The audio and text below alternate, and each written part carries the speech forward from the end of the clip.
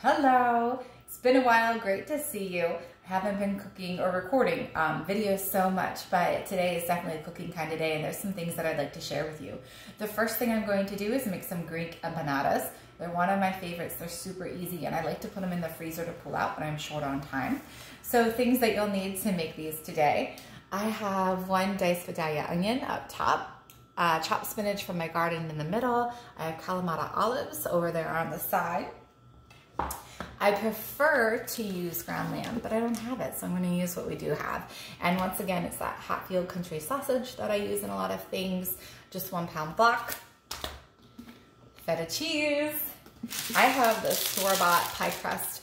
Make your own if you'd like. If you're so ambitious, go right ahead. I'm trying to keep it simple. And then, of course, I have my ring and my empanada press that I'm going to use. So I'm going to start off by just rendering out the sausage as you've seen me do before for other recipes. Go ahead, drain it from the pan, drain the fat back into the pan, and use that to saute your onions. When the onions are almost done, you're going to add the spinach. It only needs about 60 seconds for that to wilt. And then once that's done, we're going to drain all the excess fat and moisture off of everything. We're going to put it in a bowl. And then we're going to add in the chopped Kalamata olives and the feta cheese and get ready to go ahead and fill our empanadas. So give me a couple minutes to do that and I'll get back to you. Okay, I'm back. So I rendered out that sausage. As I told you, I do wish it was lamb. So if you're going to specifically buy the ingredients, pick the lamb. Rendered that out, then I sauteed the onions in it as well as the spinach, chopped that up really finely, and I have those black kalamatas. I'm gonna go ahead and add my feta cheese. You're gonna wanna salt and pepper. Just make sure you're paying attention to the salt level that you already have with the feta and the Kalamata olives, excuse me. When I use the sausage, it already has naturally a lot more salt in it than the lamb would. So I have to salt this a lot less than I would otherwise, but I've already put some nice salt and pepper there. I'm gonna add a bit of extra feta. And we're gonna stir this up. As you can see, I already took my ring and I cut out my circles of dough that I'm gonna use. Oh, yum. There we go. Let me show you up close what this looks like. Yum. So real quick, sorry, I needed a towel. As I showed you before, I take the ring, I make sure that it's one that's the same size or even slightly bigger than my empanada press. Cut them out, I didn't roll the dough. Otherwise of when, how it was when I bought it. The thickness was, it was when I bought it, but I do just take my fingers and lightly press it a little bit. Put it on the empanada press. Remember, we gotta make sure we line that up really well. And I try to overstuff mine. I like to have a lot of filling in them. So I fit as much as I think will possibly fit in there. I can squeeze in there. Oh, add a little bit of extra juice. As I said before, make sure you drain any extra out that you can just to avoid that. And there we go. Oh, this guy was a little too full. Look, I broke him. I'm gonna have to do another one. We can't end on that note, right? With a broken empanada, that won't work. Maybe a little bit less filling this time.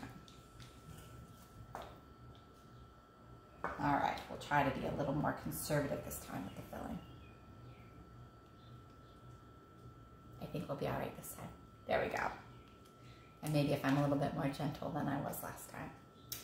But sticking a little bit this time too.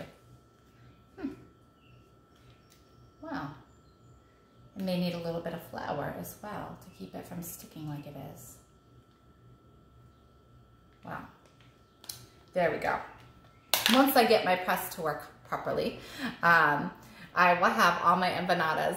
And what I do with them is I put them on a cookie sheet with some Silpat and I throw them in the freezer and I let them freeze separately like this. And then once they're frozen so solid, I go ahead and I put them in a Ziploc bag and I save them for whenever I need them. When I'm ready to bake them, I will put them back on the same cookie sheet with either parchment paper or grease or silk pad.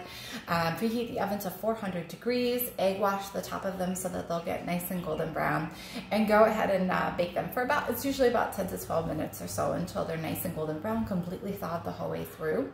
And then I make a tzatziki sauce to serve with them. I'm not going to do that today because I'm saving these for another day. But how I do it is I use a base of Greek yogurt. You could also use sour cream if you prefer, just plain Greek yogurt. I do the zest and the juice of 1 lemon. I do salt, pepper. I do 2 cloves of chopped garlic really finely, more or less depending on your relationship with garlic. I do grated cucumber, usually about 1 smaller size grated cucumber, and I either squeeze it, either put it in a dish towel and squeeze it to wring out all the extra juice, or I just put it in a colander and I let it sit, you know, for 30 minutes, whatever, so the extra moisture can drain out of the grated cucumber. And then lastly, I do a mix of fresh herbs. So I like to do all 3 of mint, parsley, and dill all together in my tzatziki sauce. Salt, pepper it up, serve that on top of your empanadas. And it's a really nice quick meal that you can pull out of the freezer anytime. Hope you have a great day. Talk to you soon.